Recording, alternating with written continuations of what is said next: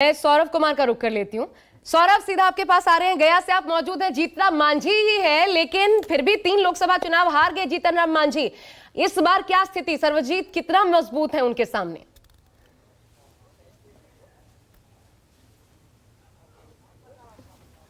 जी बिल्कुल, 3 बार जीतन राम मांझी चुनाव हार चुके हैं और चौथी बार वो मैदान में है। लेकिन सबसे बड़ी बात है कि इस बार वो एनडीए के साथ है और एनडीए के उम्मीदवार के तौर पर वो चौथी बार उम्मीदवार के तौर पर वो इस बार चुनावी मैदान में है। लेकिन अगर पिछले 25 सालों की बात करें तो गया में हर चीज बदला है। एक चीज जो है वो नहीं बदला है, मांझी कैंडिडेट। यानी नाम कुछ भी रहे लेकिन उसके आगे जो मांझी नाम है वो जरूर रहा। पिछले 25 सालों के इतिहास को अगर आप देखेंगे तो जो भी उम्मीदवार रहे, चाहे हरि मांझी हो, राजेश मांझी हो, विजय मांझी हो, वो मांझियों का कब्जा रहा है। और अगर आप गया लोकसभा क्षेत्र की बात करें तो मैं आपको बताना चाहता हूं कि इस लोकसभा क्षेत्र में टोटल 6 विधानसभा हैं, जिसमें 3 पर एनडीए का कब्जा है और 3 पर महागठबंधन का कब्जा है।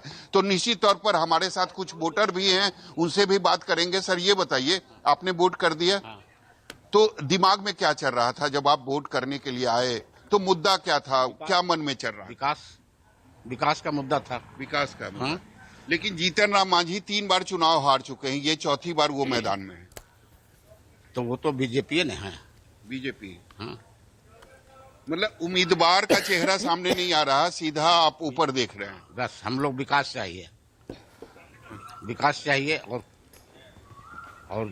डेवलपमेंट में भी मिल रहा है और तरक्की भी मिल रहा है। इसके पहले जो सांसद यहाँ बने थे उन्होंने विकास किया है? नहीं विकास किया है, कोई विकास नहीं किए, न नजर आए हैं शहर में। तो वोट तो आप वही कर रहे हैं, पहले भी जहाँ कर रहे थे अभी भी वही कर रहे हैं, विकास तो हो नहीं रहा है। देखिए विकास तो होगा ही।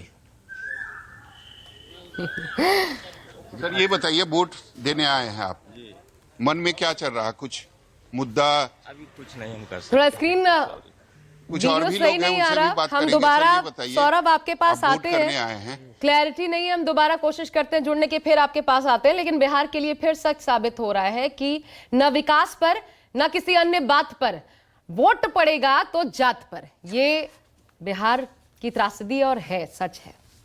बिल्कुल, विकास से मतलब होना चाहिए वोटर्स को, लेकिन अफसोस की बात। चलिए इसी के साथ एक ब्रेक के लिए यहां पर रुक रहे हैं, लेकिन न्यूज़ 24 पर पहले चरण के चुनाव पर मेगा कवरेज लगातार जारी रहेगी। छोटा सा ब्रेक, फौरन लौट रहे हैं।